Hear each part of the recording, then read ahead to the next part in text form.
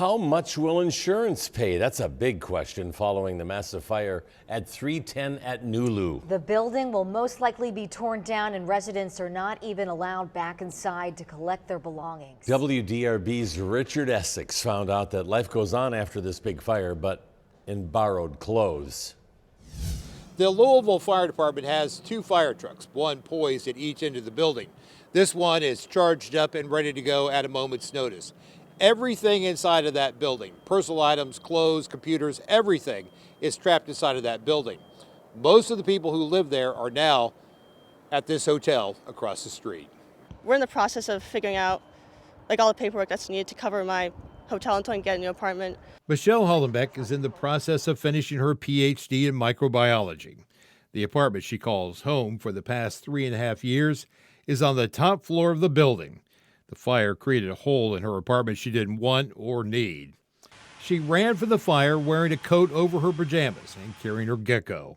The kindness of strangers combined with a short shopping trip have made up a workable wardrobe. I got some more clothes from Target, so this is a mixture of stuff that I was given and stuff I bought. Until her renter's insurance kicks in, Hollenbeck's employer is helping cover her hotel expenses. Aside from clothes, personal electronics, and personal items, her biggest expense is the care and feeding of a yellow gecko, which has nothing to do with her renter's insurance. Nothing that's not replaceable. I mean, all my furniture, all my clothes, the tank I had for my gecko.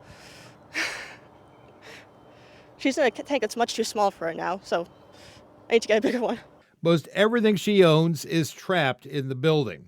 From the pictures she provided, her apartment was tidy and about what you would expect for a graduate student. Her renter's insurance will cover losses up to $10,000. The list of things to replace is adding up fast. Her car is in the garage under the apartments. She hasn't seen the car but suspects it's a total loss. Hollenbeck told me after the interview that this is the second apartment fire she's been in. The first one was when she was a teenager. With photojournalist Greg Schaffner, Richard Essex, WDRB News. Wow.